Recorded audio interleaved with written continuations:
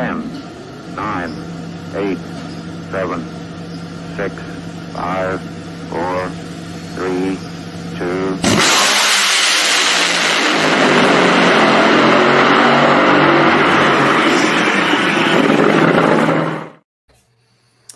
Ladies and gentlemen, once again live on CompetitionPlus.com as the drag racing world turns. We certainly have got a lot of information to talk about Mr. Dugenais Bland and bring people up to speed.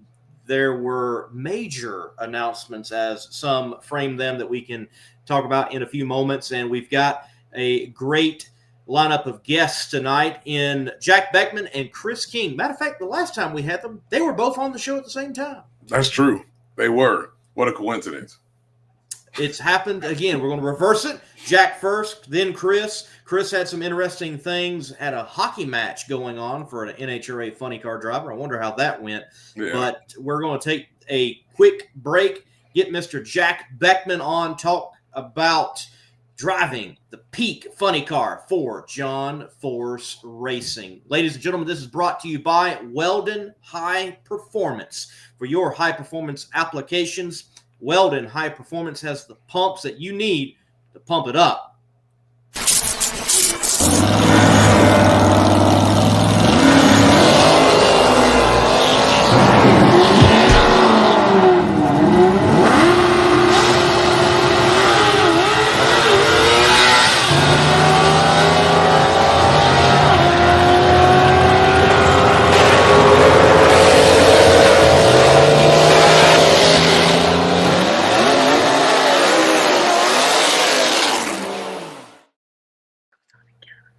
Jack Beckman. Here. Oh, awesome. It's working. Everybody can hear everybody. 2025. We can't figure this stuff out. Technology, it complicates Staring off things. into the distance like a moron here. Well, Jack, look, thank you for your time, and we're definitely going to dive into the good news of you back in that peak hot rod for John Force Racing. But you're out there in Southern California. Give us an update right there on the home front of the devastation that is occurring right now for the folks in Southern California. Yeah, we have a lot of stuff going on in Southern California. Between the earthquakes and the fires, I get 20 texts a year from 80 different people asking if I'm okay. And a lot of times, you know, they hear about a fire in California and it's 600 miles away, or a fire in Southern California and it's 70 miles away. I still do elevators, so I was down in Laguna the day before yesterday, and it was just picture perfect. I mean, just the most beautiful view of the ocean. And it dawned on me, like the dichotomy there, that these people in Laguna, their houses are pretty similar, the foliage is pretty similar, the terrain is pretty similar, but you go 30 miles up the coast to Palisades and it's all gone. And my grandfolks lived in an awesome trailer park in Malibu for 30 years. And you just got used to that. You've got Malibu that sits on PCH, and then you've got these huge mountains, and then the valleys are all inland. And every 10 years, everything on those mountains burns, and a lot of expensive homes go with it. And I know folks that have lost their homes, and man, my heart goes out. I don't care if you make $200 million a year or you're an average Joe. Losing a house has got to be one of the most devastating things ever. Absolutely. Absolutely. Yeah. Well, certainly our thoughts and prayers are with everyone out there in the efforts. It's wild scenes and heroic scenes for what is happening out there in Southern California. You guys are going to have Chris King on, and Chris even called. He said, "Hey, if you guys need stuff out there, you know, the fire aid stuff," he says, "I'll send you some stuff." I said, "Well, by the time it gets here, if I need it, I'm not sure." But you know, and I joke with my firefighter friends because I got a ton of firefighter friends, and I said, "You guys are the most overpaid people on the planet, 98% of the time. But God, that 2%, you couldn't pay me enough to do what they do." Yeah. Absolutely. Absolutely. Well, you are going to be fighting the fight once again in NHRA funny car racing, and I know that you are certainly excited about that. With John Force not stepping back into the car for next year, you getting the confirmation that you're back in that peak ride, what was that for you? Was it a sense of relief? Was it a sense of, you know, another shot, another opportunity? How was it for you, and what were your thoughts? First, let me back up a second. I was teasing firefighters, not making fun of firefighters. What they do is unbelievable. And I'm doing the math on I work 16 minutes a year and get a decent paycheck, like a funny car driver might be the most overpaid person in the universe. So how this whole thing unfolded is when John crashed in June, Robert Height reached out to me a few days later and asked if I was interested in the job. He said, I'm not offering you the job because I have a lot of boxes that we need to check off. And it took a couple of weeks for all that to unfold and actually get in the car. And I thought, okay, this is fantastic. As one of my elevator friends, Mike, put it, he said, Jack got his dream come true back in 2006. He's getting a second dream come true here. And I'm still fixing elevators, but I don't know how long I'm going to be able to do both, certainly not full time there. So as 2024 was winding down, Peak's the primary sponsor on that car. Chevy's got a prominent location. Obviously, the most important thing is to represent the sponsors well. And I say, why wouldn't Jack say winning's the most important thing? I think that's a given when you race for John Force Racing. Winning's obviously important, and you have to represent the sponsors well. So they really had maybe first right of refusal on this, and to know that they were on board and saying, if John can't come back, would you be interested in staying on for 2025? And the answer was an emphatic yes. And so we didn't make the official announcement until PRI in Indy. That's been several weeks ago, but I knew for a little bit before then that this was a done deal. And it's a big sense of security. Getting that 8-race shot in 2024 and being able to get into the winner's circle with that Peak crew twice, that was just outstanding. I thought if that's all I get, it's just icing on the cake to a career that I never thought I would have. But God, wouldn't it be cool to run a whole season for a championship? And if you look at that car and what John did in the car last year and the way it continued to run strong with me in the car, I think we got a great shot at 2025. Well, you come into the 2025 season now, you've kind of knocked the rust off a little bit with the 8 races. You don't have the hecticness of, trying to get suits, getting used to knowing sponsors and things like that. Now you kind of are settled in. It sets up for you to get off to a pretty quick start in 2025 now because of less hectic. Yeah, I agree. I mean, in 2024, let's call it what it was. I was a fill-in driver. I was keeping John's seat warm if and when he decided to come back. In 2025, now I don't know what John's long-term plans are, but I am driving the car for the full season in 2025. So we know there's going to be some continuity. There's going to be some consistency. And for me, more security. I'm going to get in a great race car at the first race of the year, which I've never been to Gainesville for the first race of the year. That's something I'm still going to have to get used to all the way till the Pomona Finals, the last race of the year. By the way, I'm going to get to do the Pro Superstar Shootout at Bradenton. It's the second event. I was there last year as the color commentator. This year I get to sit in the other booth, the Chevy Camaro booth, which is way quicker. So there's a lot of things that are going to be firsts for me. And I'm looking forward to that, but I'm looking forward to that with that sense that I get to do it for every race. Speaking of your duties last year with the SCAG Pro Superstar Shootout at Bradenton Motorsports Park, what did you notice about that event that was different in drag racing and professional drag racing with nitromethane that possibly people had not seen, experienced, and that we have seen from that be implemented in some ways, even in the NHRA ranks? So Saturday eliminations, that was unique. 8-car show, that was unique. Like if you looked at the cars that didn't qualify last year, that was crazy. And then having the dragsters that didn't qualify run against the funny cars that didn't qualify, I thought that was cool. And then having 3 qualifying sessions on one day, I think that was really cool, bang for the buck for the fans there. And then racing for that big of a purse. And I think most of the racers that are doing this full time. You know, the teams that have the funding to go out there and run all the races and also have a test budget, you'd have to offer like a silly amount of money to get them to go run a race, say, in a different country. But we were running for a lot more money than you would race for at an NHRA race, to the point where those independent cars, the ones that maybe are struggling to have funding for the whole season and had a legitimate shot, because with 8 cars, there's only 3 rounds of racing.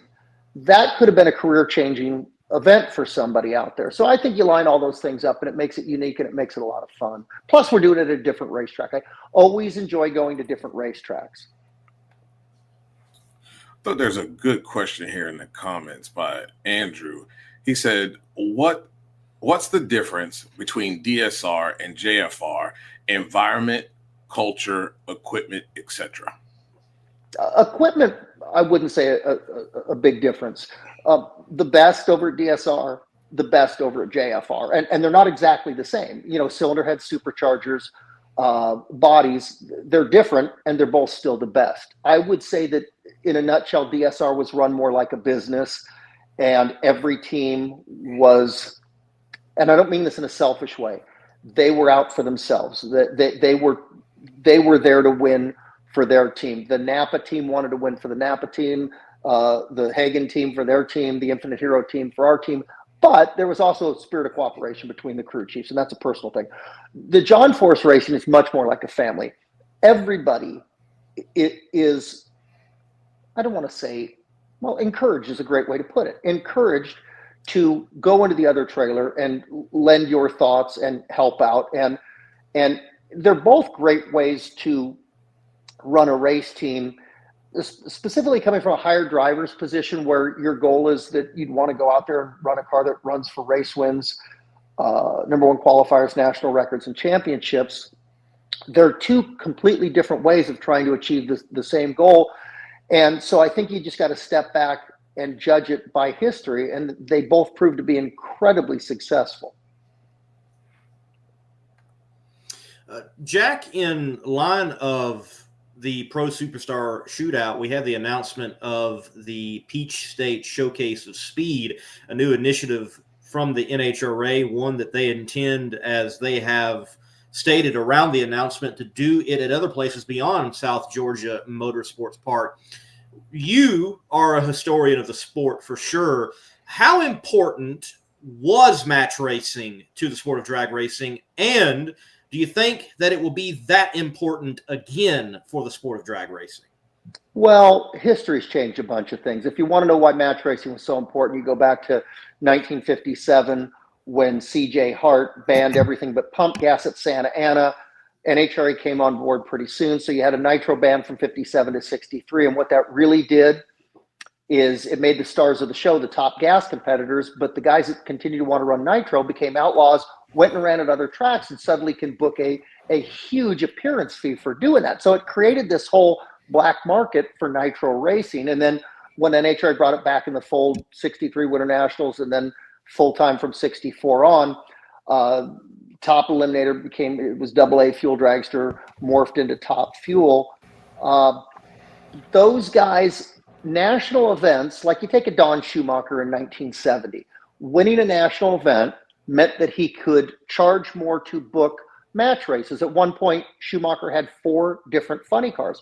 And he didn't have 4 different funny cars because he loved spending money drag racing. He did it because all of them made money. And they didn't make money at the national events. They made money on the match race circuit. You look at the Blue Max, cars like that. They made a killing on the match race circuit. They went to the national events to boost their prestige so they could charge more on that and the merchandising and whatnot. So I think that made NHRA a lot more maybe of a cult following, is you had these outlaw races. You didn't follow a specific format of 16 cars and 4 rounds of elimination. You run Chicago style or round robin. You could do all kinds of crazy things out there, and it made drag racing kind of a fringe thing. And then the last 40 years, it's just kind of become more and more and more and more professional, for better or worse. There's a lot of things that are much better about it today. There's a lot of things that we long for those days of the 60s and 70s. So it's the same sport, and it's very, very different. Then television's had a lot to do with that. continuing on that, would you say that because of it being more professional, that the being more professional has a lot to do with safety? It's a good question. Maybe it's the other way around. I don't want to say the tail's wagging the dog, but I think what happened is you become more professional. You get to hire a full-time tuner. You get to hire a full-time tuner. Now you've got a budget for new parts. You got a budget for testing. You go out and make more runs. You acquire more data. You run quicker and quicker and quicker and quicker. And what happens is you just find the next weakest link, right? When we went to billet blocks, these guys would throw a rod and it wouldn't make a dent in the block. Well, we started putting more fuel in them with the billet heads, and eventually we start knocking holes in the block again because the rods are way bigger because they were getting broken. You just keep finding the next weakest link and chasing that around. So the same's happened on the safety aspect for the driver. You look at fire suits today, you look at the padding here, you look at the head and neck restraints.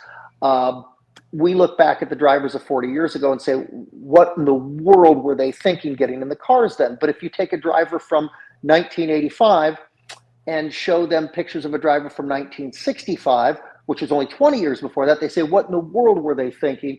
So I think I'm not saying people get smarter. I'm saying people get more data, right? You see things happening out there. New materials come about, right? The space program gave us Kevlar, and they gave us Nomex. So you got bulletproof vests for the law enforcement industry, and then you got fire-resistant suits for race cars. And at one point, they almost weren't affordable. I had a good friend of mine got burned very badly, had a brand new fire suit sitting over a Deist. He didn't have the money to pay for it.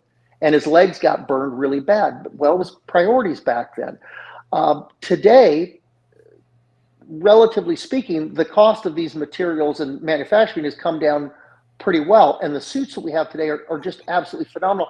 They're so good that sometimes we take our safety for granted. And there, a fan asked me years ago, aren't you afraid of fire? And I had to think about that. And I said, no, but I'm really afraid of getting burned. So I wear the Nomex underwear, I wear the inner liners of my gloves, I wear shoes under my boots, I wore the head sock before they became mandated by NHRA.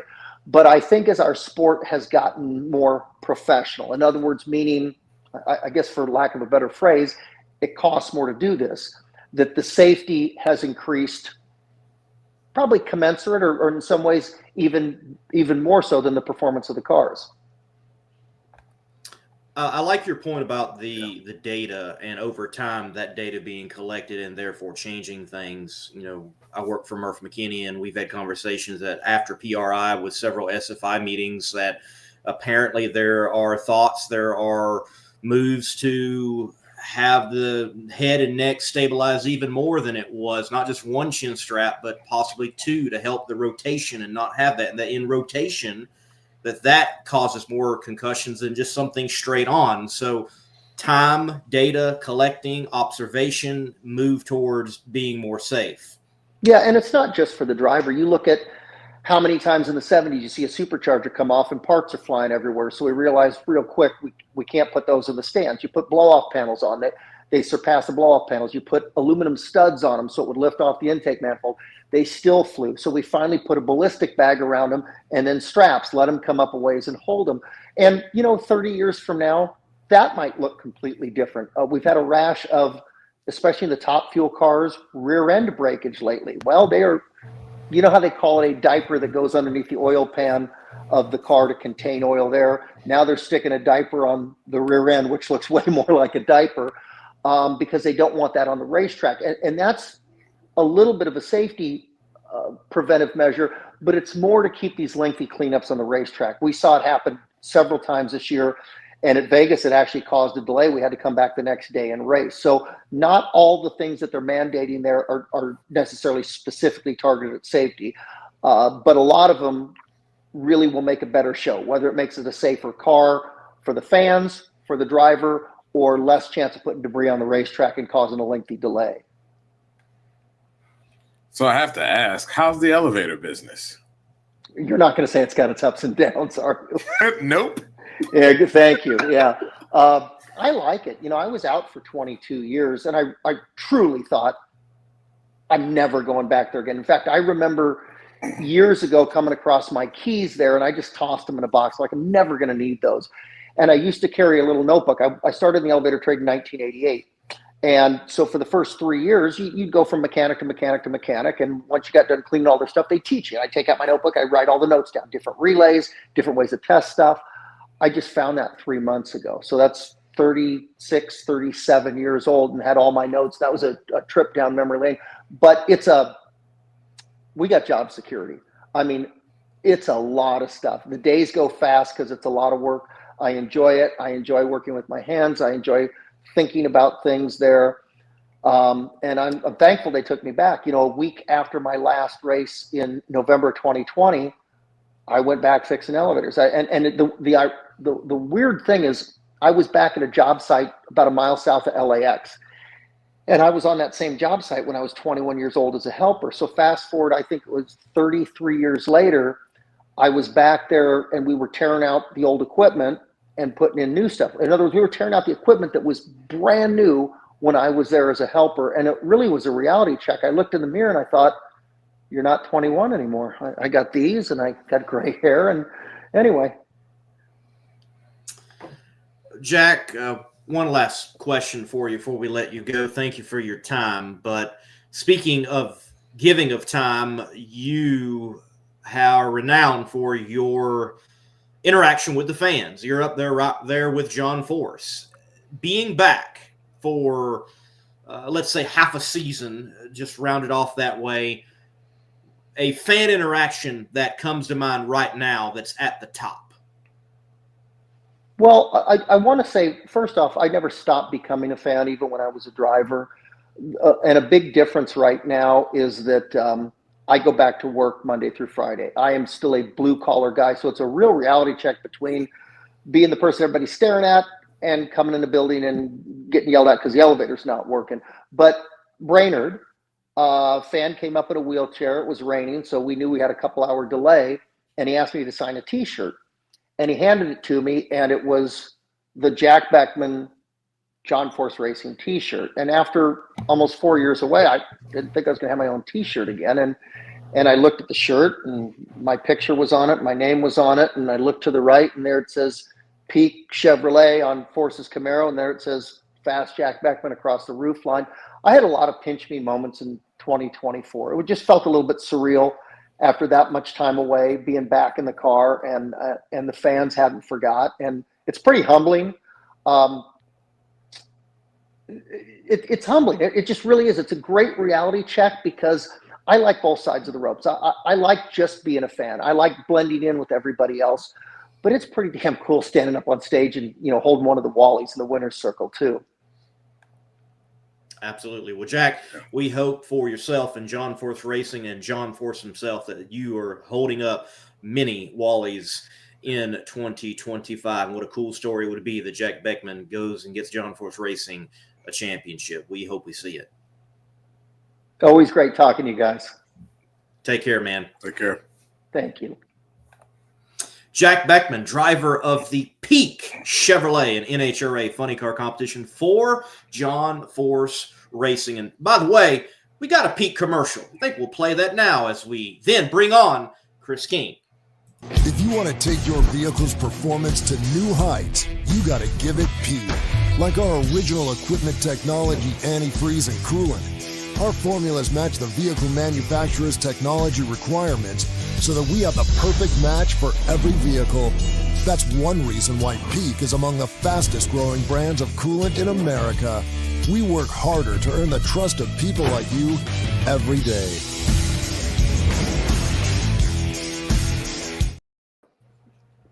Thank you, Peak, for your support of the Competition Plus Power Hour. And we've got Chris King on. Last time we had Jack Beckman, we had Chris King, and we've got him again as well. It's a repeat of that show. It's like show 188, and here we are, show 203. Chris, man, always good to have you on to chat some NHRA funny car racing. It's always good to see you guys. I'm always proud to be associated with Jack. I guess we could be the dynamic duo. Someday I can maybe reach his level, but no, he's a good dude. It's good to see him. I'm glad he's safe. Like we talked on the phone a couple times last week, making sure they were all taken care of. But here we are, 2025. Let's go. Yes, sir. And you make that remark. Hopefully, one day you'll be at that level there with Jack Beckman. But if I may say, and I think Dugenet would agree with me, I think many in the chat would agree with me, you are slowly getting there. You're doing it the right way. You keep clipping off from a ride here to your own ride to the right people, to not making shows, to making shows, to being a bit more competitive. You keep clipping off what you need to make the program one that, well, could hurt some people on Sundays. That's our plan. You know, we've been doing what we can to improve our program. We're running career best numbers. The car's consistently going over 300 miles an hour. And like we've always talked about since day one, Lee, it's a financial thing. We can't throw everything that we want to at the car just because of parts attrition and not having stuff. And the big problem is like people. You know, we have a consistent crew now and we're getting better, and we just need laps to get them more experience and to make the turnarounds a little bit more comfortably and be there. The car's performing. I'm doing a decent job driving, and Bob's tuning the car very well. So we're really looking forward to Gainesville. We're hoping this car will be down in the 3-second range now and consistently over 300 again. And like you said, we're looking to ruin some people's days. We're going to be working mostly on going A to B. The car is going to go down the track every lap, so they need to bring their game. Otherwise, we're going to beat them. Now, we know everything that is most important is having continuity. Are you guys going to have some of the same guys back that were helping you out this past year? Yeah, absolutely. Bob, I was just in Indianapolis yesterday. Bob and I were talking over dinner and getting things kind of planned out. Most of our crew guys are on board. We have like one new guy coming to help out, but it's the same core group of guys from last year doing the same jobs. So the consistency is growing, and it's going to be even better this year. Awesome.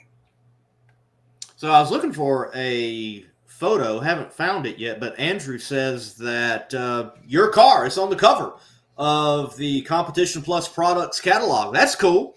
It is. I got that. I didn't even know they were doing that. Our car was on the Howard's Cams catalog this year, and we were handing those out at the race. And then I got a catalog in the mail, and lo and behold, I'm like, holy crap, that's my car. It's on Comp Products and Howard's Cams. So it was a really pleasant surprise. They didn't tell me anything about it, and it's really cool, and they're excited. They're extremely pleased with what we've done for them, you know, with our sponsorship and exposure. And, you know, having your car on 2 national catalogs it's pretty cool and humbling to see. I never thought in a million years that I'd be at this point, and here we are. Man, it's cool that you're on 2, if I may say, parts houses, in particular, one wider and one with cams, and how that all envelops into your program with such a good-looking hot rod. And I saw that it's Jake, right? Jake Beckman? Jason. Right? Jason. Oh, there it is. Bring it back up. Look at that. I like it. That's awesome. I like it. Yeah, it's really cool. Got the car. Jason put out a rendering. You know, look, sometimes you just got to show these sponsors that this is what it could look like. He put a rendering out for you not too long ago on social media that was, I believe, Gainbridge. Good looking car. Yeah, Jason does amazing work. And if you guys don't know about Jason Beckman, the son of Jack Beckman, who was just on the show, Jason, this kid has got so much talent and so much charisma. He's an awesome kid. And his talent for these cars is unbelievable. You saw the Gainbridge car. So Dan Townris, Gainbridge, if you guys are listening, we're in Brownsburg, you're in Indianapolis. Let's talk. Let's get you guys into the NHRA. It would be really cool. But yeah, we do concepts all the time. I just had them do 3 more that we can send out. And we're, you know, like you said, we're trying to show people what we can do for them. Obviously, my budget's a lot lower than the big teams, but I would like to have the budget of the big teams so I could go race for a championship as well. And, you know, maybe win a Wally or win a couple rounds and do what we can. So word is you're going to be in Gainesville to start the season. How cool is that? It is awesome, Dugenet. I've always dreamed of running the Gators in a Nitro Funny car and never had the opportunity. Bob mentioned that he wanted to run the Gators And I'm like, hell yeah, let's do it. So we're doing everything we can right now at the shop to get the car ready. We have a bunch of stuff to go out for cert and get our parts ready to go. We have to pick up a crank and some rods and start rebuilding some things from the end of the year. But hopefully we can get this thing together and ready to go. We also just picked up a new to me semi truck and trailer. So I'm going through the headache right now of learning the ins and outs of being a semi owner and how to register it and do everything the right way so we don't get stopped at the scale houses. So it's been a little hectic on my end trying to figure all this shit out. It's stressful. It's crazy. Like you guys know, I'm the owner, the driver, the team manager, the logistics guy, the bill payer. There's a lot to learn. And, hopefully if we can get some sponsors and I can bring some additional help in and make my life a lot easier, I can just concentrate on driving. But for now, we do the best we can with what we have. But there are some new changes, so watch out for us in the pits. We're going to have a bigger, better operation. Bring more parts, more pieces. That is important. And it's going to, I know that you're going to be glad to mark that one off the list. The Gators is a major and say that you've competed there. But it being the first race of the year, that race is also proven to showcase some Cinderella moments, and hopefully you're able to do the chomping on the competition there at the Gator Nationals, Chris. Yeah, it'd be awesome to repeat like a Josh Hart scenario, to come out. Obviously, it's not my rookie season, but we're still the underdog team, so it'd be cool to go out there and go rounds and win the thing. I licensed with Frank Hawley in Gainesville. Been down to Gainesville a lot with the alcohol cars, so just going down there in a nitro car and being part of the show at any track, really, it's unbelievable for me because like Jack was talking about, I'm a blue collar guy. I'm a fireman. I go to work. All my guys go to work Monday through Friday, and we have priorities and obligations, and the ability to race on a professional level in the NHRA is just mind blowing for me. And it's super cool. I'm excited about it. And I'm really looking forward to the Gators this year. Obviously, Media Week happens, so there's a lot of cool things happen there. And then getting down and dirty and hopefully go rounds. Now, Blake in the comments has a pretty cool question. And Blake, thank you for tuning into the Not Bland show as well. He says, do you have any plans on running a full NHRA tour one of these years? I would love to run a full NHRA tour, but it comes down to funding. And, the sponsors I have are great. They allow us to do what we do, but that's only 4 to 5 races a year. And anything above that is just out of the picture right now. If we could secure some funding, I would dive into it 100% and go race 20 events and try to be, in the championship hunt, definitely into the countdown hunt and see what we can do. It's hard to do on a small budget with a small team, but we're working every day trying to put our feelers out there to get sponsors, and hopefully one of these days something clicks.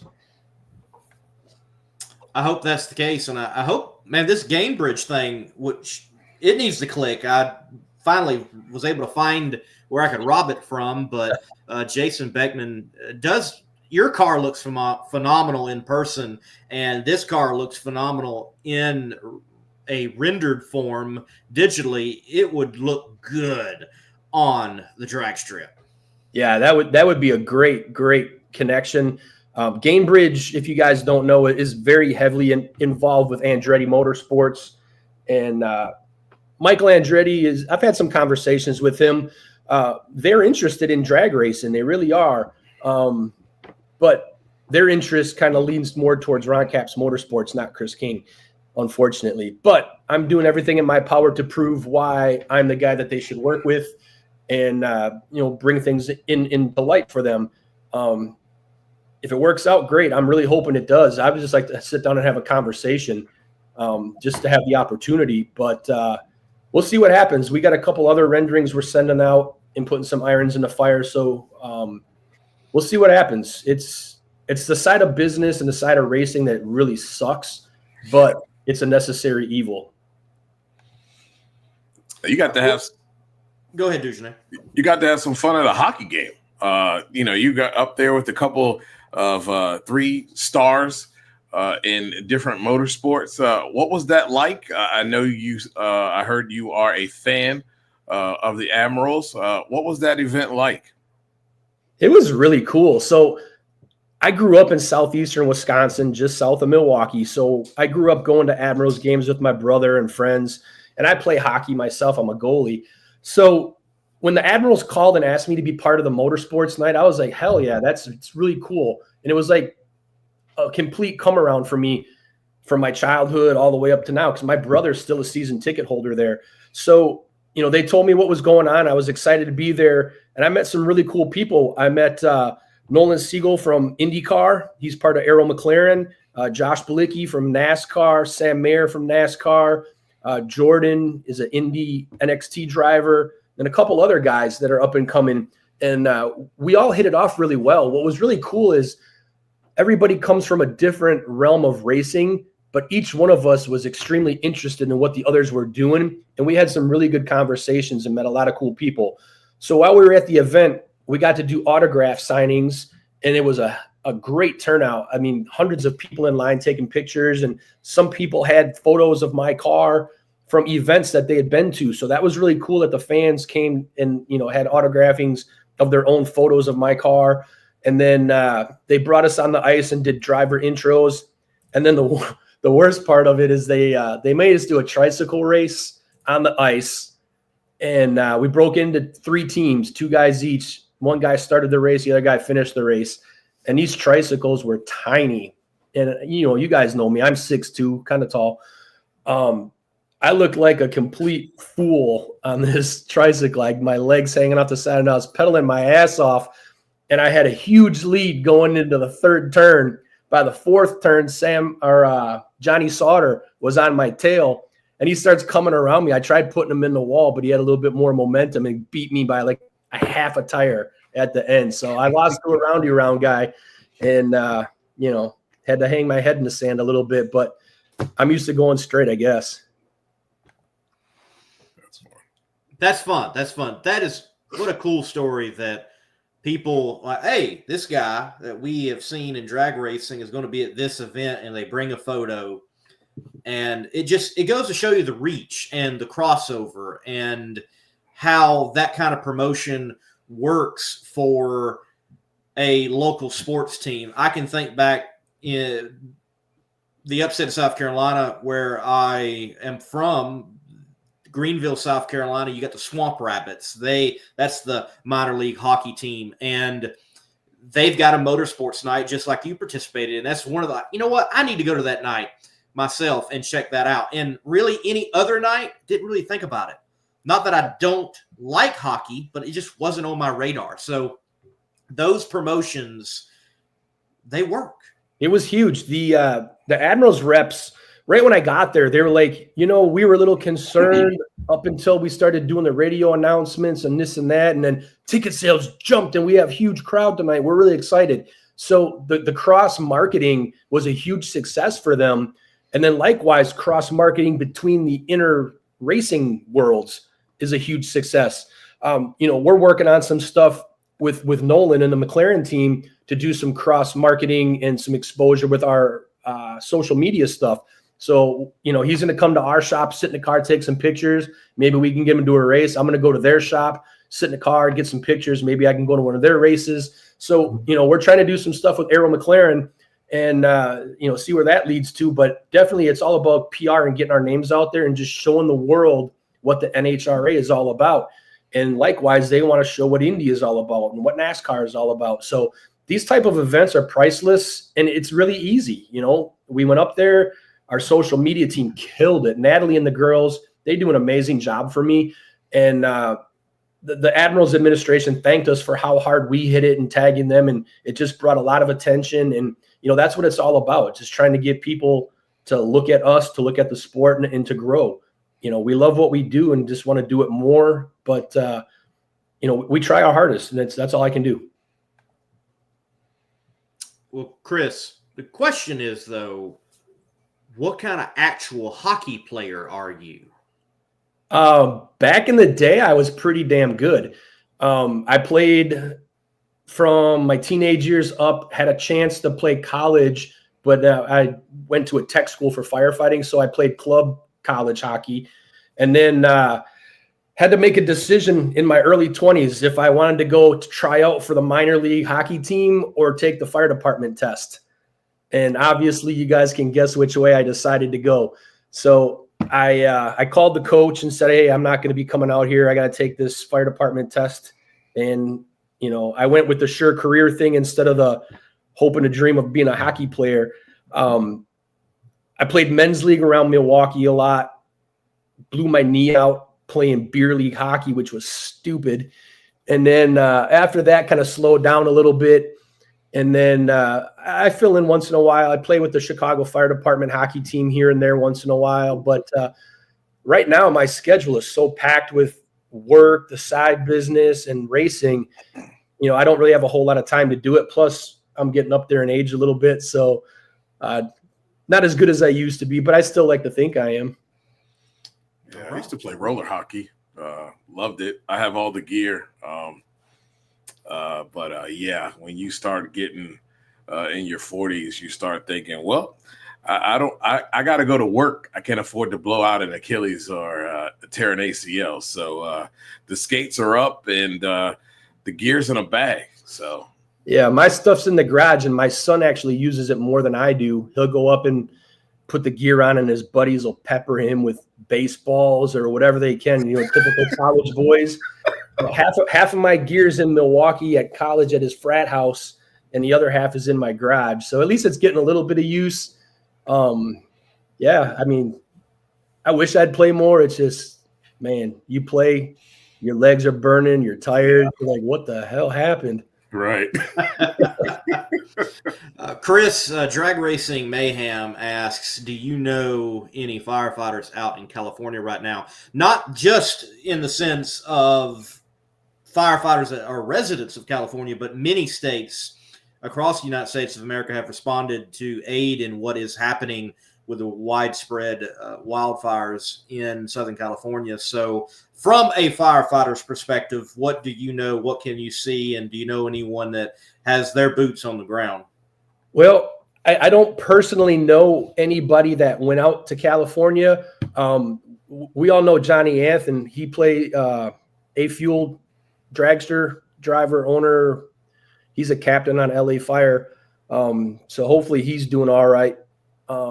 I know a lot of people have offered help to California, but politics seem to be getting in the way, and I don't understand that whole thing. That's a different conversation. But, you know, people are offering help, whether California's accepting or not, that's a different story. But the fire department is a huge family. It doesn't matter where you're from. Everybody's got each other's backs and looks out for each other. So if there's anything we can do, we try to do it. We offer help. We offer anything we can just to make things better for the firemen, for the victims, for everybody that's involved in that. So, you know, it's like Jack said, it's crazy.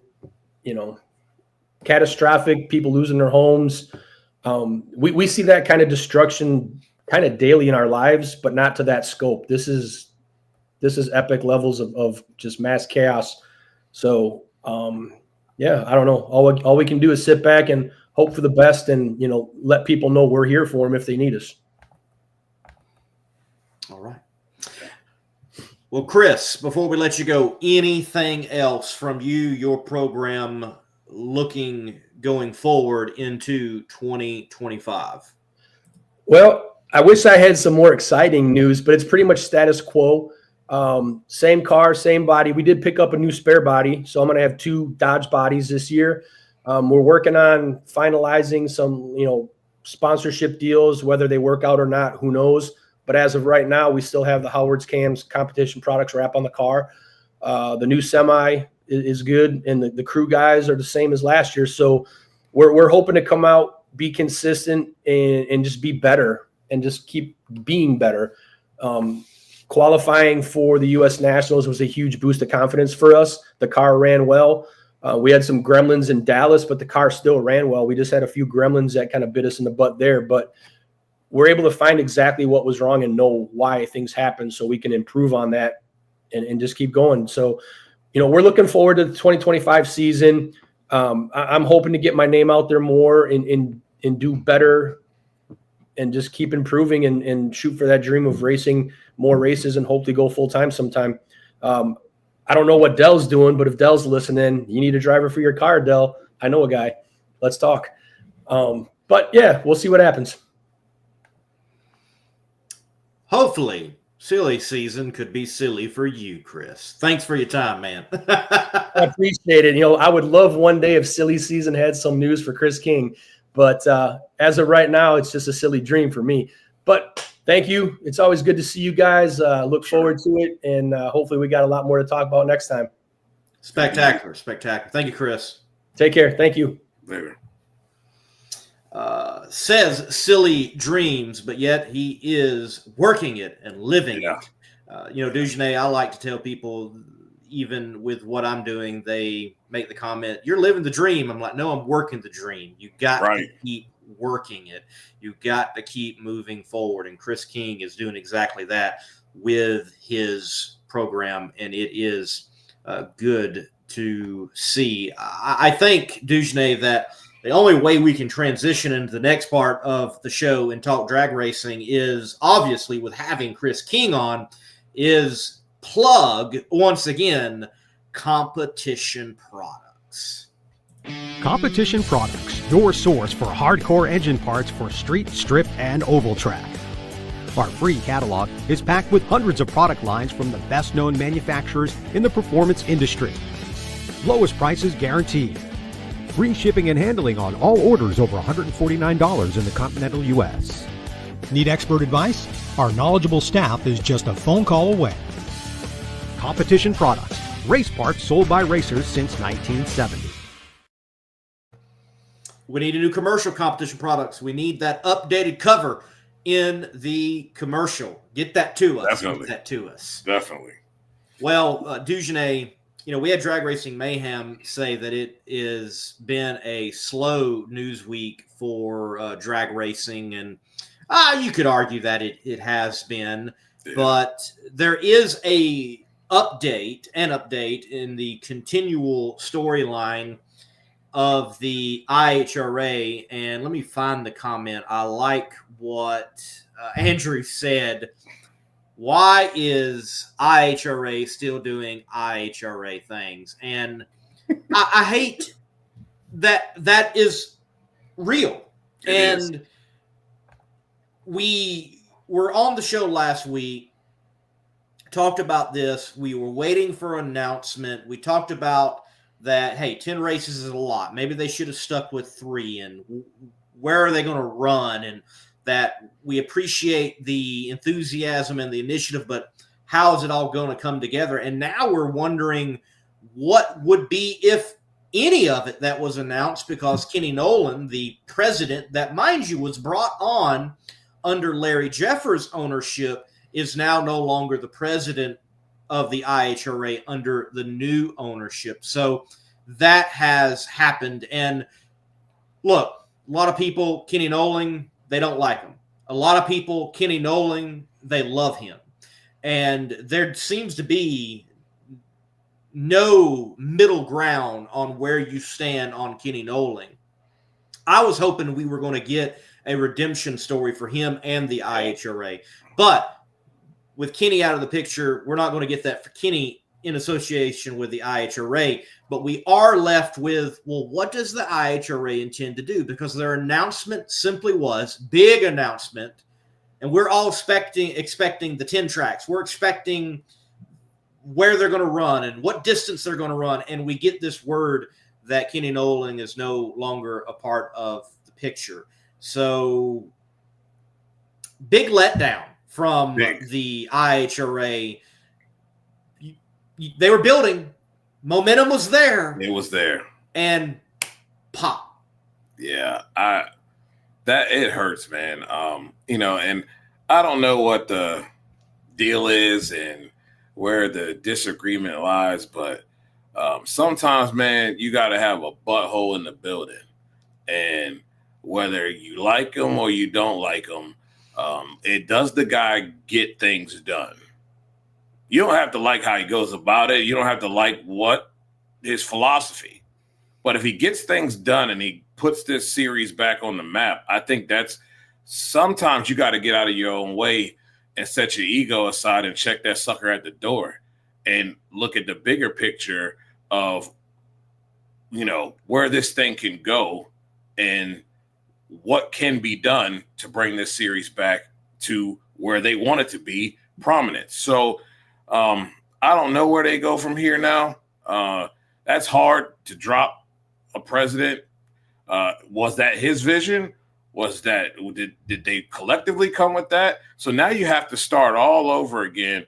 It's pretty disappointing, really. And then, everybody was pretty excited about the fact that Memphis Motorsports Park might be part of that. And I'm sure none of us are stupid to the fact of how much money that would cost to bring the track back up to snuff. But that's not, at least for the foreseeable future, is not one of those things that are going to happen. Darlington goes to NHRA, one of their darling tracks. It reeks of dysfunction. You know what I mean?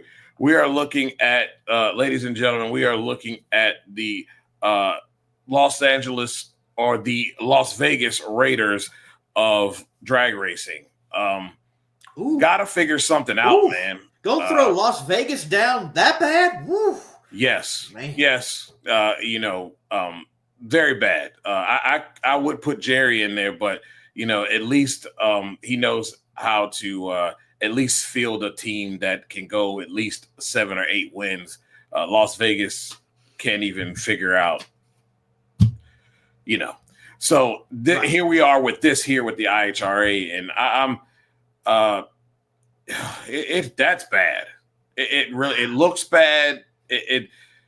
Everything about it is bad, and it hurts a little bit because I really do want to see the success of that series, and it would be awesome to see that series come back and be another place for people to race and win a championship, and some places for others to go, because those tracks would probably be in areas that most people cannot go to an NHRA race. So there's so many things.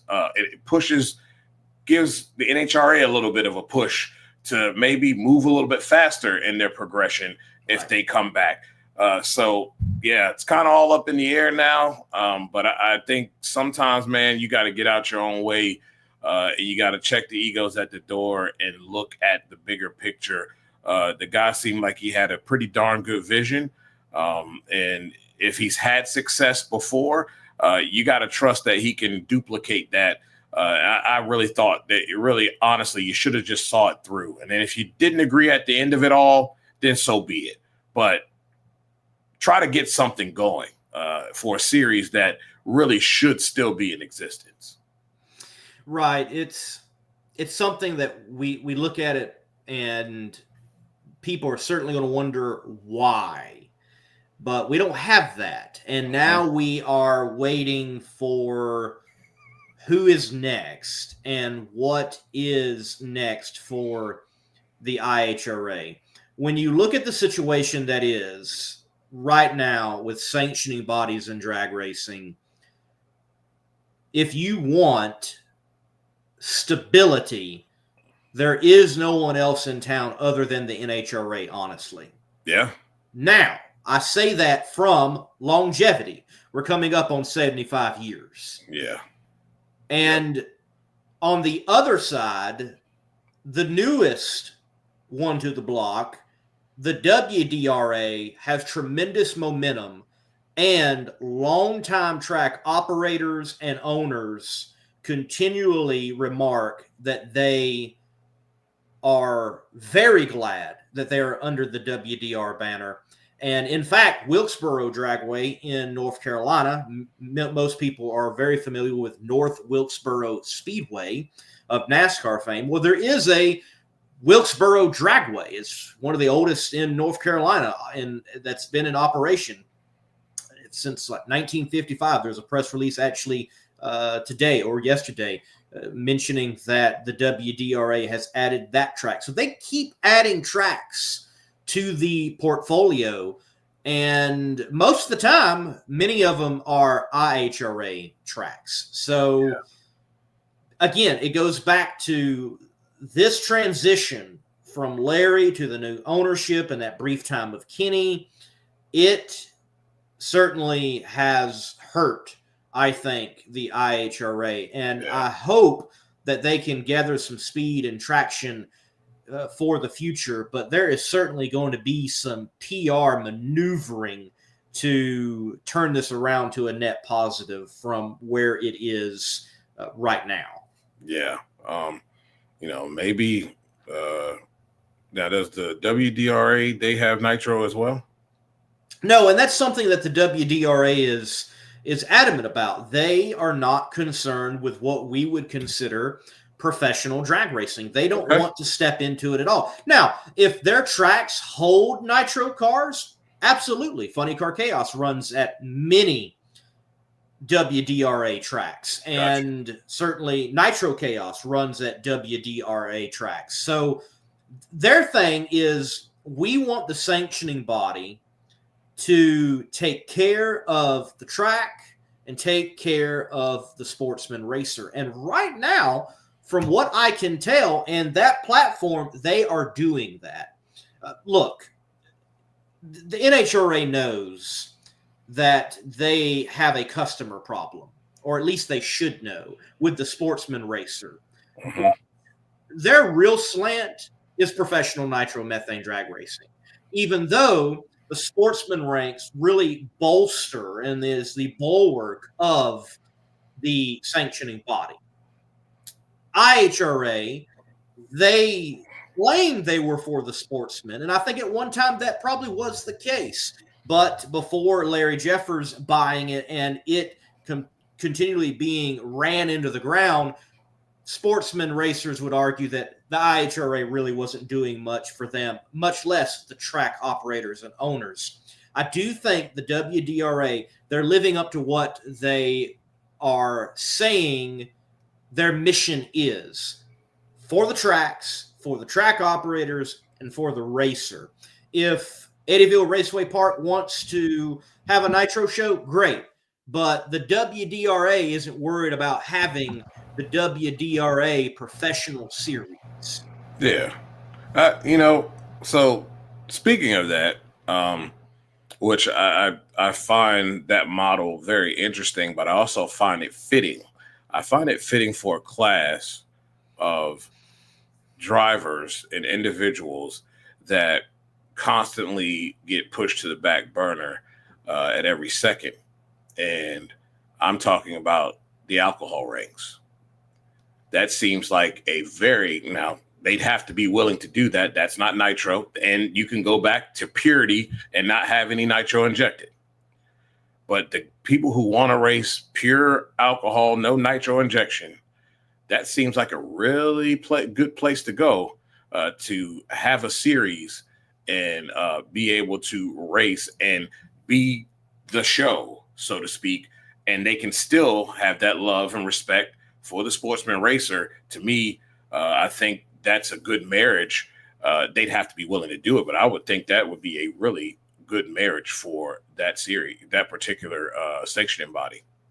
And that may very well be a good strategy. Make, instead of just Top Fuel, instead of Nitro Funny Car, elevate those classes to a professional status, if you will, and give them that exposure at the top. That might be a good play for sure, because I know those in Top Alcohol Dragster and Top Alcohol Funny Car, they are continually look for more places to race. And I know as we stand right now, there are many transitioning. They're transitioning out of completely with their Top Alcohol program, especially in Funny Car, or they're transitioning to Nitro Funny Car because they realize that being a Top Alcohol Funny Car racer in the NHRA is a proposition that is just extremely challenging for as fast and as quick as they are, and the effort that goes into those machines and to those programs for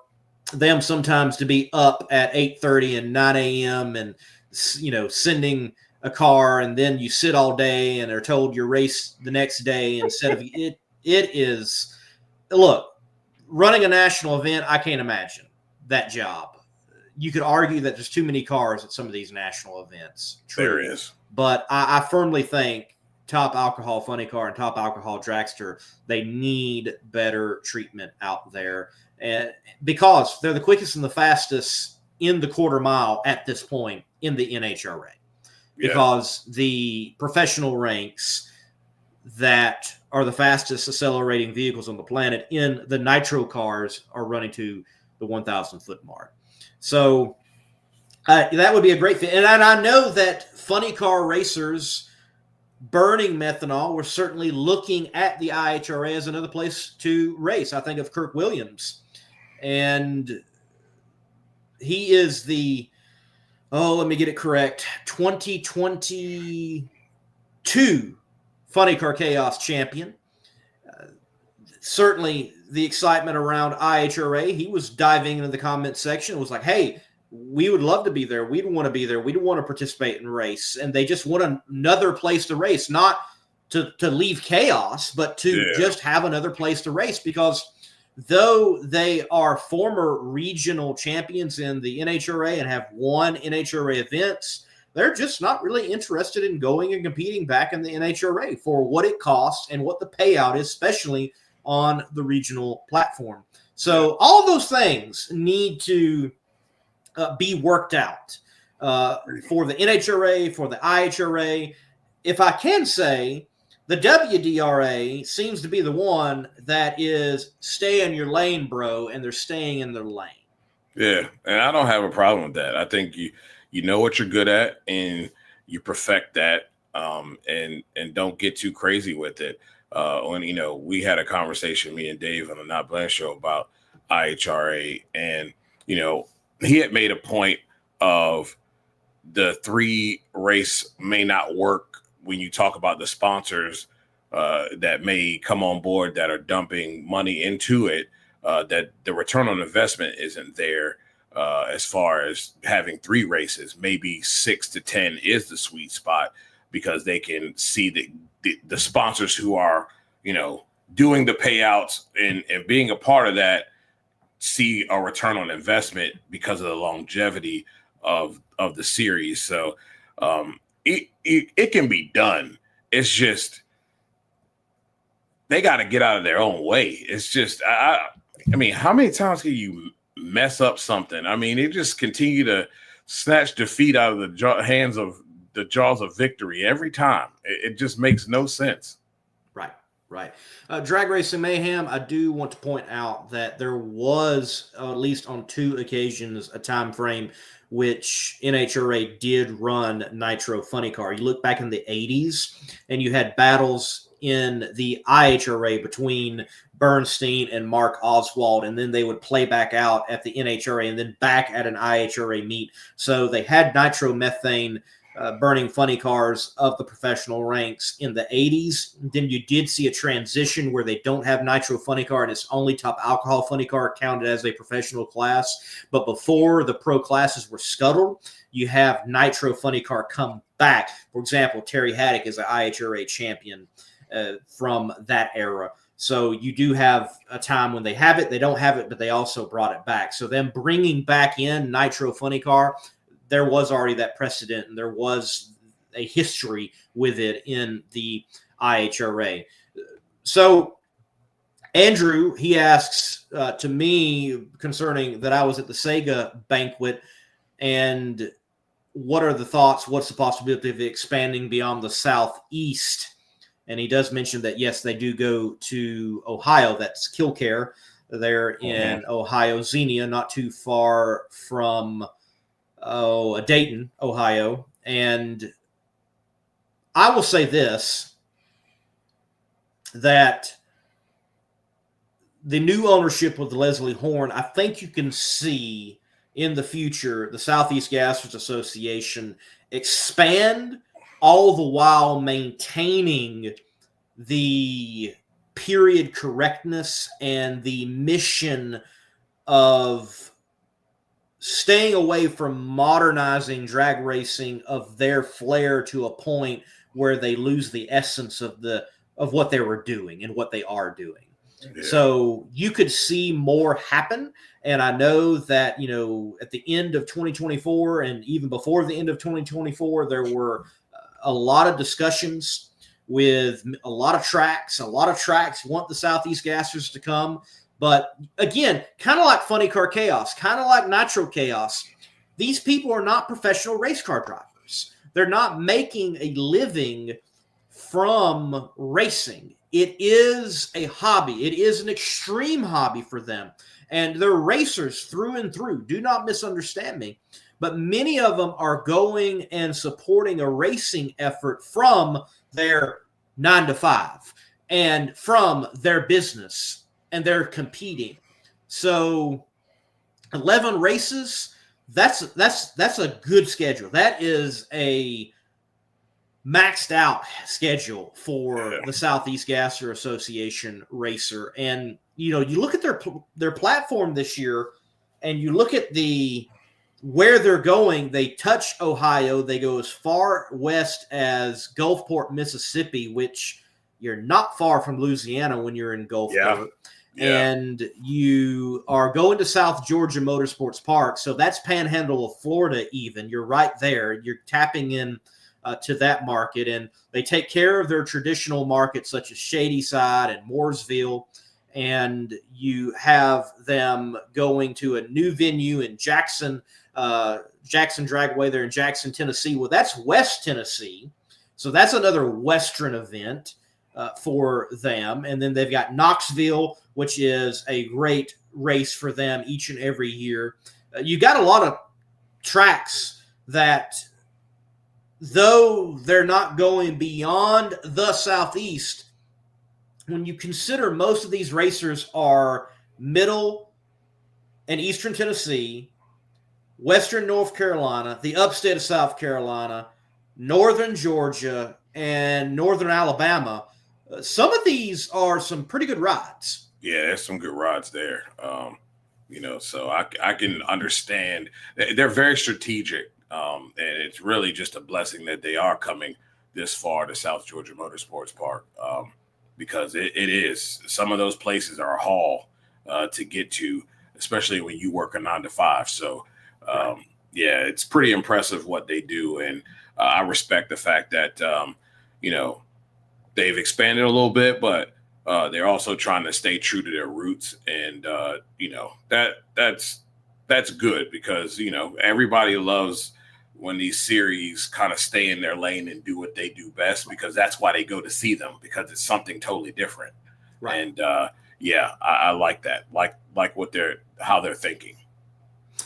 I can tell you that in interviewing Leslie Horn and just chit-chatting with drivers and those of the Southeast Gasser Association, the race that will fire up the 2025 season for the Southeast Gassers Association, first time ever to South Georgia Motorsports Park. It'll be the biggest venue that they have ever been to with their program. They are excited about it. And we all know Mr. Torres, he can put on a heck of a show. He can. And with the show that is Southeast Gassers, and that fan being accustomed to 8th mile drag racing and having a hunger to see more drag racing beyond what they already get with the great drag racing that they do get, it is going to be a spectacular show. Cannot wait to be at South Georgia Motorsports Park. I know the competitors of Sega cannot wait to be at South Georgia Motorsports Park, and I'm sure that the ownership and the fan base of South Georgia Motorsports Park cannot wait for Sega to show up.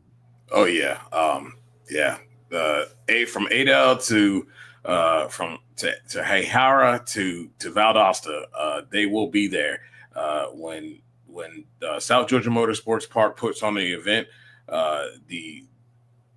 Those towns, those cities show up, those people show up and show out and support that track. So I know I'm excited, and I'm sure everybody here is just as excited as I am. Absolutely. Michael, he asks, did y'all hear anything about a possible Mission Foods event in Louisiana in the future? In particular, well, no. But I can tell you that Nelson Hoyos at No Problem Raceway, there in Belrose, Louisiana, not far from New Orleans, they certainly are prime for a showcase of speed type of event. He has been hammering for a national event. He knows that a lot of work would have to happen for that facility to be able to hold it, not necessarily with the track, but literally infrastructure around the track. But a showcase of speed type of event, I think, could certainly take place at No Problem Raceway. And I think that is going to be one of the spots that the NHRA in the future will announce. Yes. That the other showcases of speed they allude to will actually take place. Matter of fact, Dugenais, I'm working on it. I'm going to be releasing a video of my top 10 tracks that I think this showcase of speed style event could go to, a list that includes all the way to Canada, to Southern California, and definitely in the southeastern part of the United States where showcases of speed could take place. Definitely. And there's nobody better in the business to be able to facilitate that. The guy does a heck of a job with the racetrack. He's a forward thinker, thinks outside of the box. And I have no doubt that they can handle that with ease. And it'll give them a nice little taste of what could possibly be, a national event in the future. So, it really works out for a lot of these tracks and enabling them to kind of see where they're at, especially the ones that truly could hold a national event. Allows them to see where they're at, where the improvements they need to make, and they can go forward on that. So, I'm super excited to see where they go and where they're planning on taking this thing as they expand. Absolutely. For the record, Drag Racing Mayhem, though Sega has not competed, obviously, at an NHRA national event, they have had exhibition passes and runs at NHRA national events. Actually, the last Southern Nationals, for example, was one of those. So the Southeast Gassers Association has participated in national events. I get what you're saying, but Sega, if you dive down in their history, I'm sure there has been one track they've crossed that actually has held NHRA divisional events as well. And remember, an NHRA event, whether it's divisional, regional, invitational, Sportsman's National, or national event, it is a NHRA national event. Now, Drag Racing Mayhem does bring up something that I want to touch on this. I'm going to touch on this differently than I think many people may think. Thoughts on the whole IndyCar Fox ad saying they are the fastest motorsport. All right. First of all, I want to say the ad was cool. Like, we need more ads like that for motorsports overall, and the cross-pollination and getting a commercial like that in prime time, those type of it matters when it comes around marketing. We need that for NASCAR. We need that for NHRA. We definitely need it for NHRA, but they did it for Fox. They state fastest motorsport. Well, IndyCar is not the fastest motorsport. You might be able to clarify fastest motorsport on ovals.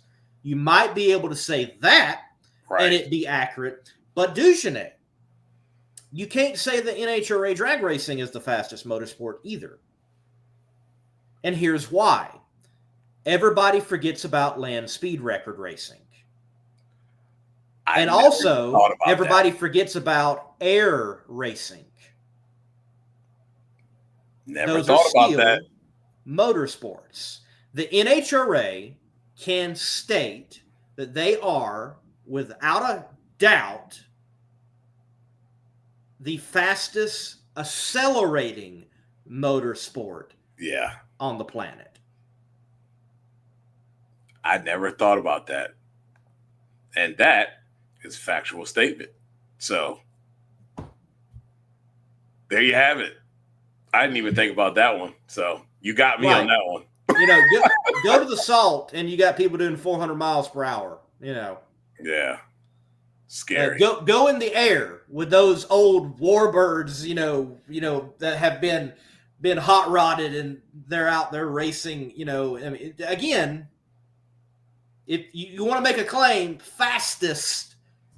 Well, I think I'm going to have to give that on land to those out at Bonneville and other such places where they're doing land speed. But drag racing can certainly say fastest accelerating. Yeah. And nobody's going to be able to touch that. Nobody. Not at all. Not even close. But it is funny that IndyCar says just in general, fastest motorsport. Nah, bruh. No. Nah. Now, don't get me wrong. It's impressive, the speeds they run on the oval, such as at the Indianapolis 500. Mm-hmm. But you're still not.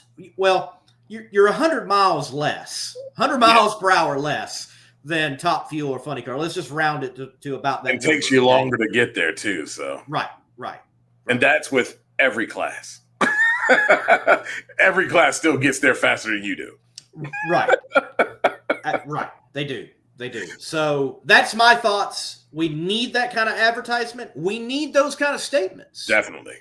Grand statements. Declaring to people they can fastest motorsport. Well, let me watch these guys. But when you break it down, again, specifically, no, they're not. Fastest motorsport on ovals? Maybe. I think so. Fastest motorsports? No. That's not even drag racing. No. Drag racing, fastest accelerating. Yep. Okay? So keep that in mind, folks. Keep that in mind. Yep. Andrew, with another great question. Do you think it's odd NPK hasn't released a schedule yet? Well, Dujanay, I have been on this show for a while, and I have routinely, with the NPK scene, stated this. What happens when they pull the plug on the TV deal? Yep. And again, let's go back to what we talked about with NHRA. For all of its issues, it has given drag racing a safe place to race and thrive, and it has done that upcoming now to 75 years. Yep. So many come and go. As great as they are, they're just flashes in a pan. And I hope that's not the case for NPK. They had a cool thing going on, but I have said and I've asked for years now, honestly, what happens when the TV deal money is pulled? And I think you're seeing that happen right now. And I think even though we haven't had a schedule come out, even though we haven't had an announcement come out, I think you're getting the announcement when their biggest stars are renting and buying pro mods. Yeah. Yeah, that is telling. That is very telling. Sad state of affairs, but, it's just the nature of the beast. And we see it all the time. So, lot of series have shown up, but I also think it's a testament to, everybody has a vision, and they have the initial, but they never have the thought process and the foresight to sustain. That's the key, is sustaining. Because you had TV deal. Well, what work were you doing? Because when you nailed it, you should have already been working for the next deal. And a lot of times everybody's all comfortable, things are going well, and we get right up against it. And all of a sudden, the deal you had, people are like, yeah, it was nice. Right. And now you have nothing. Right. And now your series goes bye-bye. Right. Gotta be more,